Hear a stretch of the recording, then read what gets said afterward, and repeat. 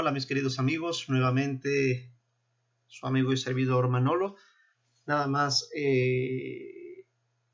cumpliendo lo que había prometido, que era un nuevo video de talasemias mucho más severas, como el caso de la beta talasemia mayor.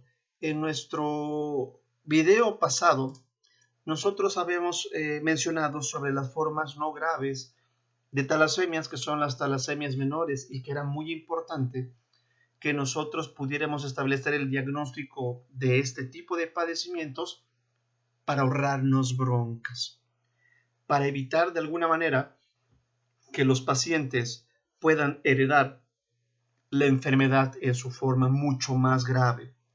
Entonces, nada más recapitulando, habíamos mencionado que ante la microcitosis, la hipocromía, el aumento de eritrocitos, la presencia de codocitos y el punteado basófilo, esto me iba a hacer pensar que el paciente tenía una talasemia, una probable talasemia menor, porque eran niveles de hemoglobina mayor a los 10 gramos.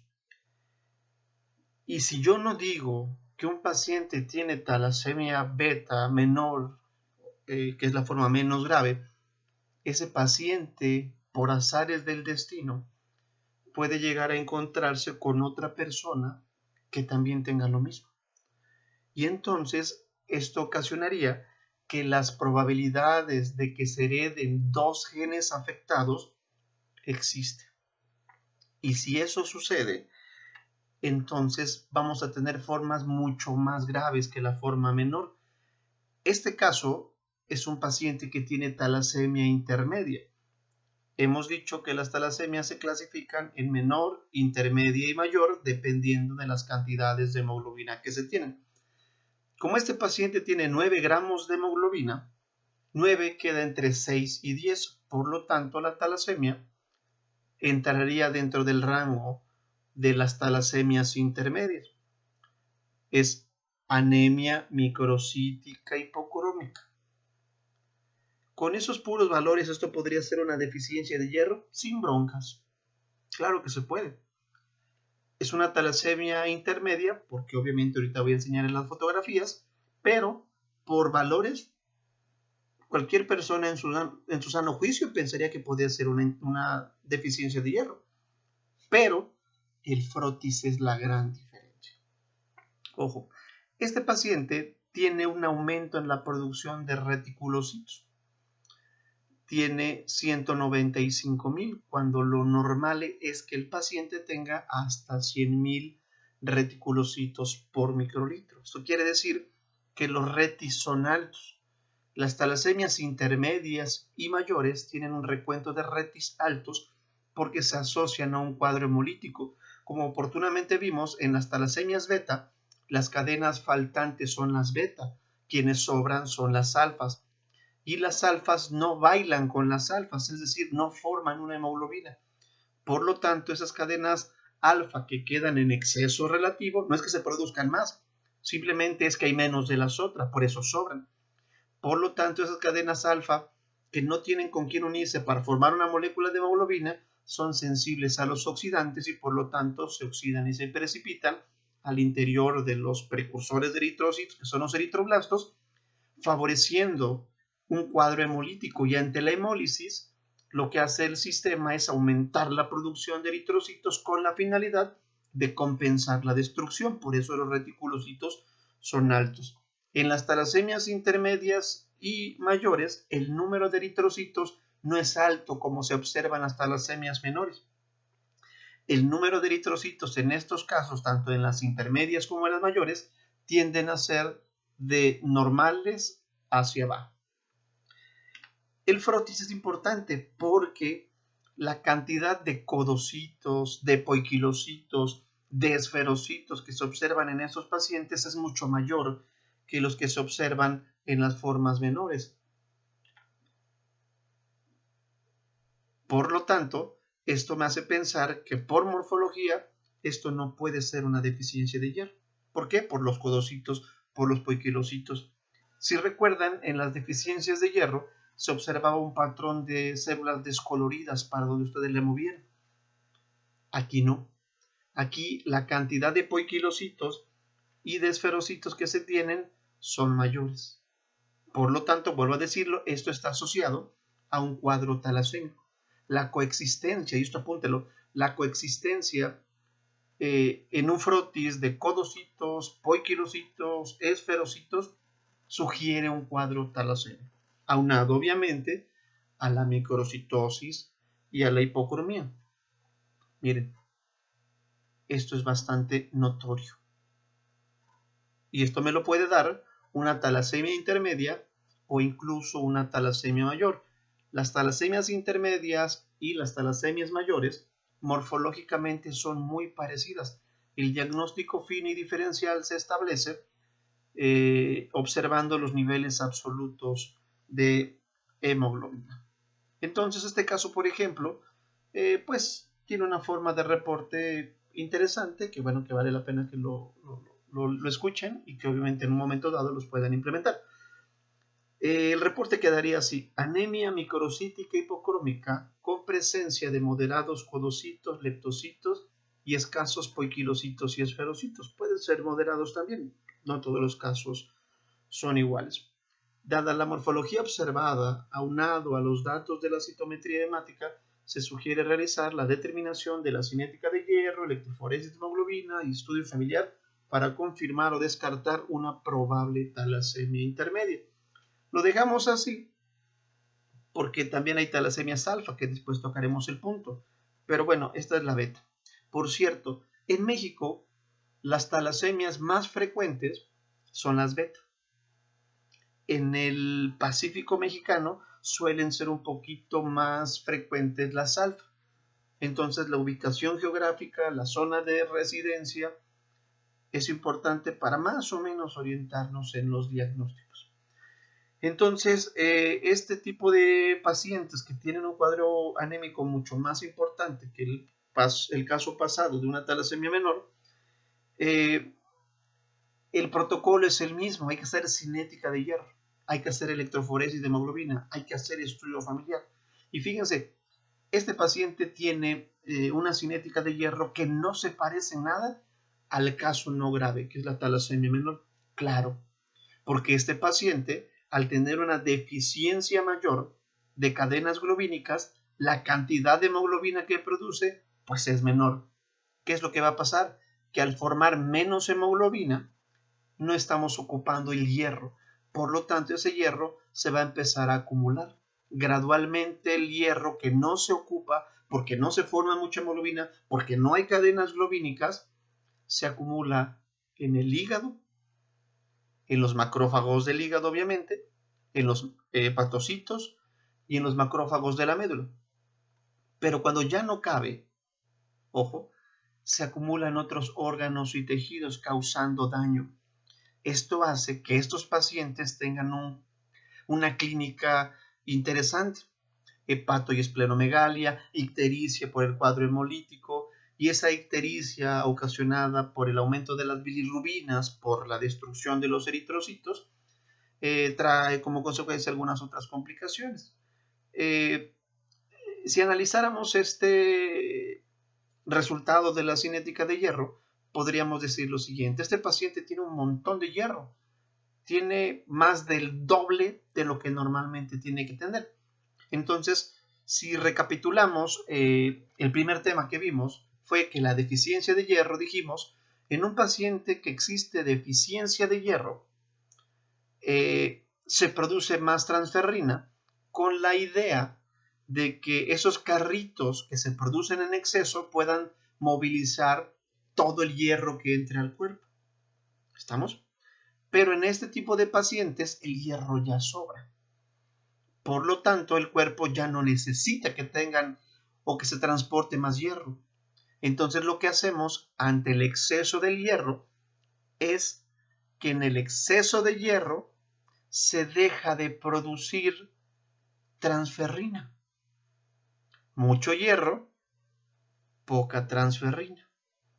Y con esa poca transferrina, como hay mucho hierro, esto quiere decir que la poquita transferrina que tiene el paciente, toda va llena de hierro. Por lo tanto, el índice de saturación de transferrina se va al tope.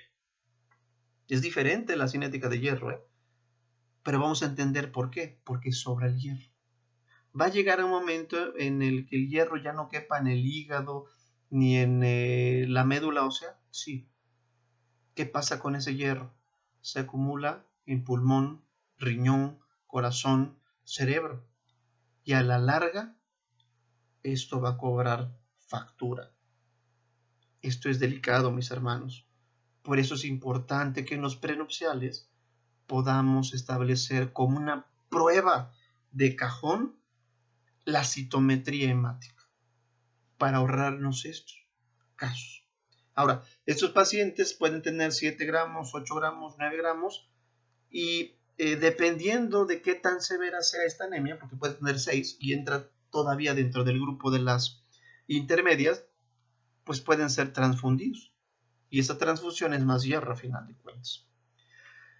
La electroforesis de hemoglobina, pues es el estudio fino que me va a permitir establecer el diagnóstico. Y ya saben que cuando nosotros tengamos cantidades de hemoglobina A2 que se sitúen entre el 4 y 7%, eso va a ser diagnóstico de beta talasemia.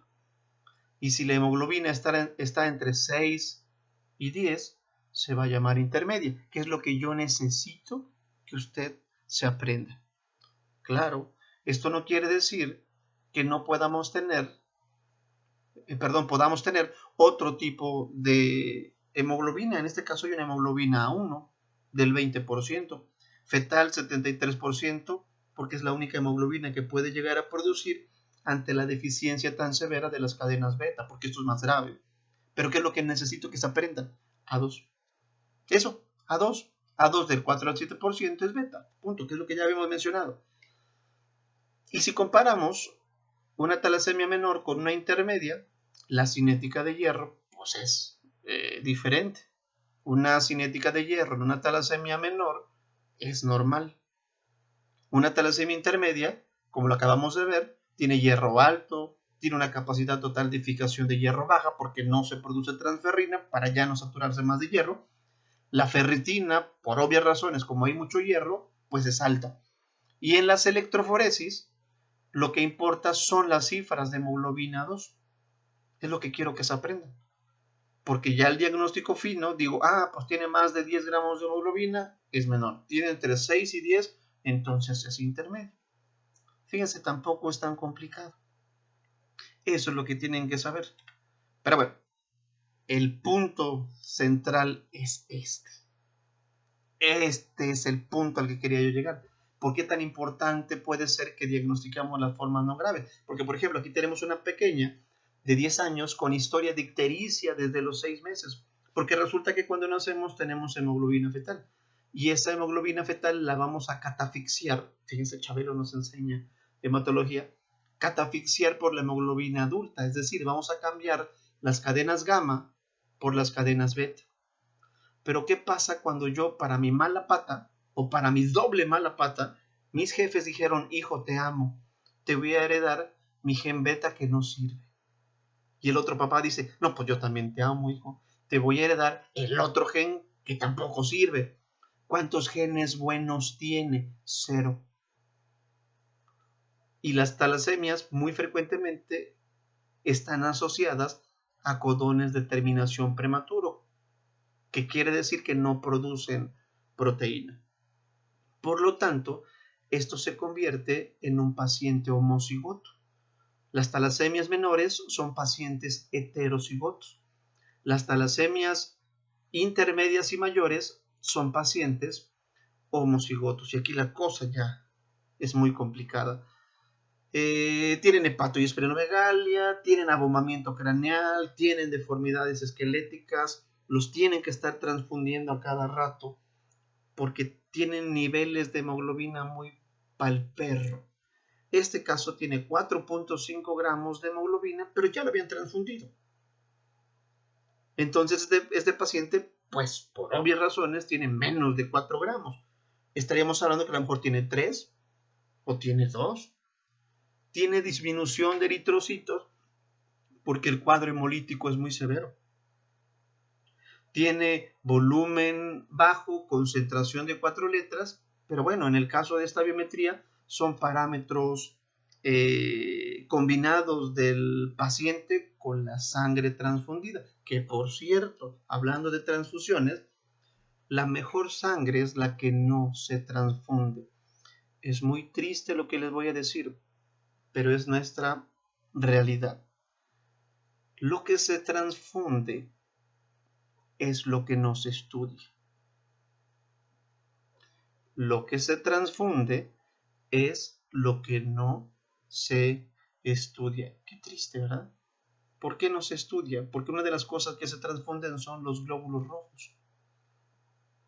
Y al menos por norma, no existe la regla que diga que tienen que hacerle el frotis al donador.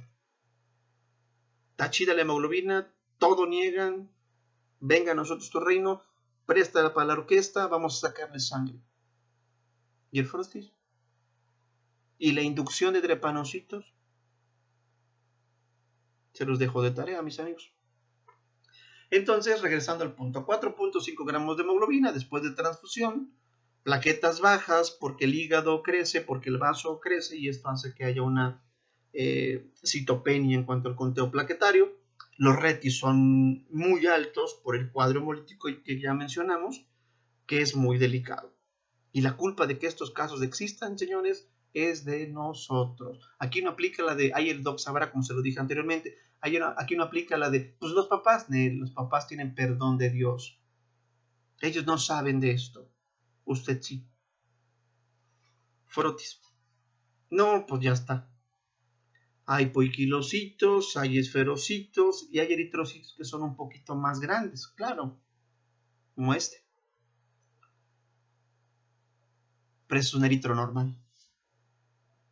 Pero se ve más colorido. Sí, porque estamos ocupando como parámetro de comparación los otros que están para el perro. Porque a mí cuando la gente me dice, Manolo, es que tú estás muy feo, pues yo me defiendo. ¿Feo comparado con quién? Porque a más de uno, pues sí, le voy ganando. Aquí es igual. Aquí es igual. Fíjense, aquí es igual. Claro que cuando yo veo eritrocitos normales, cuando los comparo con los otros que están para el perro, yo creo que el normal es muy grande. No, más bien, el normal es normal. La bronca es que los otros son muy chiquitos. Por eso se resalta más. ¿Estamos de acuerdo? Entonces esto también es un festín para el ojo. Codos, poiquilos, leptos, esferos. Se ve bonito el frotis. Es muy ilustrativo. Pero es triste. Es triste porque estos pacientitos están condenados a vivir prácticamente en un hospital. A que los transfundan a cada rato para que no se mueran. ¿Y si se pusieran en el lugar del paciente? Y ese paciente lo escucharan decir, papá, ya no quiero que me transfundan. ¿Por qué tengo que estar aquí internado, papá? Ay, hijo, es que esto lo heredaste por parte de tu madre y por parte de tu padre. Esta es responsabilidad de todos. Y más del químico. Más del químico, que le tembló la mano, que no dijo, que no reportó, que se arrugó cuando el doctor le dijo, ¿y usted quién es? ¿Quién dice que usted puede hacer diagnósticos? ¿Quién dice que usted puede hacer sugerencias? Es mi responsabilidad. A mí me duele que estos casos existan, porque los papás no lo saben. Ellos no tienen por qué saberlo, usted sí. O sea que me está diciendo que les tengo que decir que no se casen. No puedo decirle no se casen, pero sí puedo decirle que le vaya midiendo el agua a los camotes.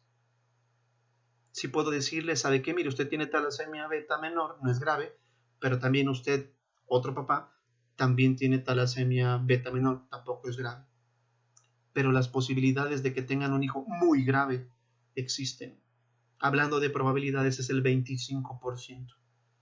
hay un 50% de que le salga como cualquiera de los dos, como una beta menor, y un 25% de que el paciente salga normal. Todo puede pasar, pero desafortunadamente hay pacientes que heredan los dos genes malos. 25 que le salga chido, 25 que le salga muy pa'l perro, y 50% que le salga no tan grave porque va a heredar una talasemia menor. ¿Estamos? Y entonces ese hierro en exceso es grave. ¿Por qué se acumula? Porque no forma hemoglobina. Y no forma hemoglobina porque no puede producirla. ¿Y por qué no puede producirla? Porque le faltan las cadenas beta. ¿Y por qué no produce las cadenas beta? Porque tiene genes cuya composición favorecen que no se produzca nada. Porque tienen codones de terminación prematuros. Y alguien no hizo la chamba como debió hacerse. Daño renal, daño cardíaco, daño esplénico, daño ocular, daño cerebral. Oye, ¿cómo cuántos años viven? Pues yo creo que la pregunta no es cuántos años viven. La verdadera pregunta es cómo viven. Eso duele. Esto duele. Oiga, que yo quiero ver los esferocitos. Ahí están. Oiga, que yo quiero ver los codos así bien chida la banda. Ahí están. Oiga, que yo quiero ver los pedazos de eritrocito. Ahí están. Ahí están. Oiga, que yo quiero ver la basofilia difusa, que es un color gris, por cierto, de una tonalidad media grisácea, violácea. Ahí está. Esto es un festín para el ojo, entonces hay que reportarlo de una forma correcta. Y entonces es anemia microcítica hipocrómica severa con presencia de moderados abundantes codocitos, leptocitos, poiquilocitos, esferocitos, hay de todo, pues. Dada la morfología observada, aunado a los datos de la citometría hemática, se sugiere realizar la cinética de hierro, electroforesis de hemoglobina, estudio familiar para confirmar o descartar una probable talasemia mayor. Fíjense, ya morfológicamente usted está aventando un probable diagnóstico. Quiere decir que esto no me parece que sea una deficiencia de hierro.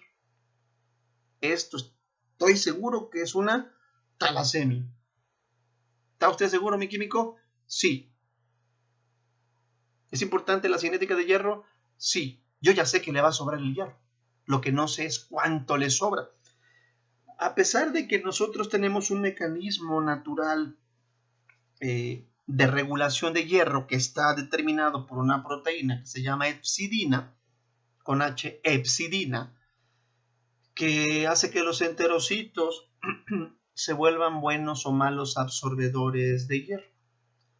Pero en condiciones normales, si sobrara el hierro, el cuerpo dice, hay mucho hierro, voy a producir hepcidina, el hígado produce hepcidina para que ya no se absorba y por lo tanto me protejo de la saturación de hierro. Pero en estos casos de talasemias intermedias y talasemias mayores, se produce una situación, una sustancia que se llama eritroferrona. Y esa eritroferrona lo que va a hacer es bloquear la producción de hepcidina. ¿Para qué? Para que se siga metiendo hierro. Por lo tanto, a pesar de que yo necesito que no se llene el cuerpo de hierro, la talasemia sabotea esto.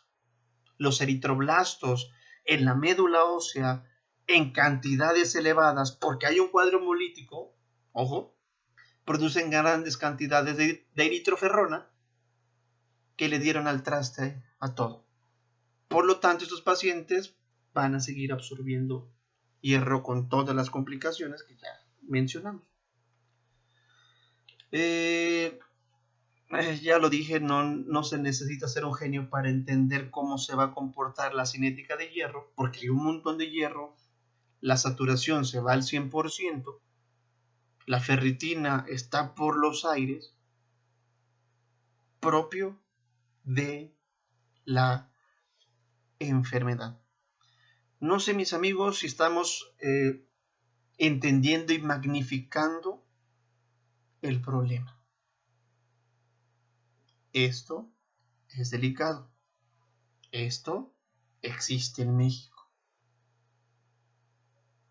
Ay, pero muy pocos, Manolo, muy pocos.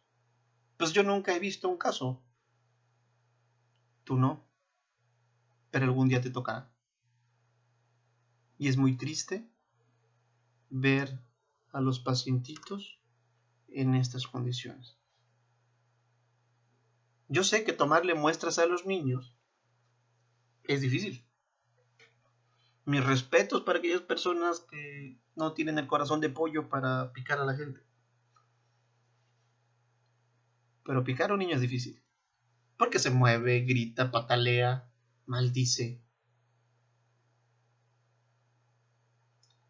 Y después de ver esto, hasta lo agradezco, porque el paciente tiene ganas de pelear, tiene ganas de defenderse, opone resistencia por naturaleza al piquete. Pero es muy triste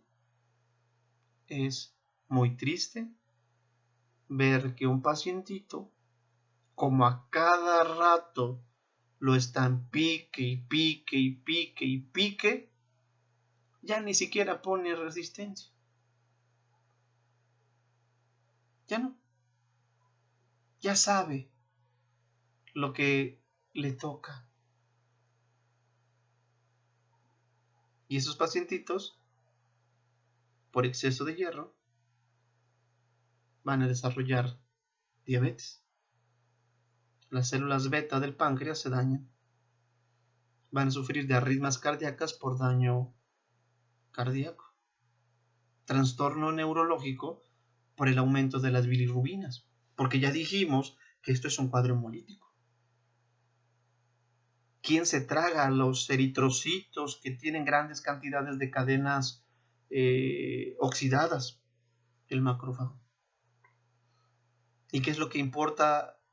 ¿Qué es lo que les importa a los macrófagos de los eritros? El hierro. Porque no le he mencionado, pero el cuerpo no se puede dar el lujo de perder el hierro por ninguna razón. Entonces, cuando los glóbulos rojos se mueren, el macrófago dice, presta para la orquesta el hierro, esto tengo que regresarlo, me lo voy a quedar. Y entonces la pregunta es, para quedarme con el hierro, ¿cómo le hago? ¿Dónde viene el hierro? Muy fácil, en los grupos M. Y el grupo M, si recordamos, es protoporfirina unida o casada con el hierro. Entonces, para quedarme con el hierro, ¿qué me estorba? Correcto, la protoporfirina. Entonces tengo que degradar a la protoporfirina. Y esa protoporfirina degradada se convierte en biliverdina, que se va a convertir en bilirrubina, que no es conjugada y se llama indirecta. Y esas cantidades elevadas de bilirrubina indirecta son las causales de la ictericia. Así como la canción de la MS. Cuando un paciente está ictérico, la MS dice, el color de tus ojos despertó mi interés. Pues claro, está todo amarillo, pues cómo no va a llamar la atención. Y esas bilirrubinas altas van a causar daño neurológico. Y aparte pues ya lo tienen porque el exceso de hierro es más que suficiente para causar broncas. Es tanta la hemólisis, ya lo mencionamos, pero quiero reafirmarlo, que los huesos largos tienen que ensanchar su cavidad para albergar mayor producción de células, por eso hay abombamiento craneal. Los dientitos se le botan, el hígado y el vaso crecen y son muy panzoncitos. Esto es delicado y no me gustaría que existan casos casos así. No lo permitamos, mis amigos. Hagamos cada vez mejor nuestra chamba, que nada nos cuesta. ¿Estamos? Pues este fue el otro video que había prometido. Espero que sea de utilidad. Quiero que las cosas sean muy sencillas tal vez, pero creo yo que cuando el concepto se entiende, la enfermedad también. Cuando usted sabe cómo entrarle, lo puede aplicar. Que ese es el objetivo de esta serie de videos. Cómo hacer diagnósticos fácil. Entonces, mis hermanos, nuevamente muchísimas gracias. Nos estaremos escuchando pronto. Que Dios me los bendiga.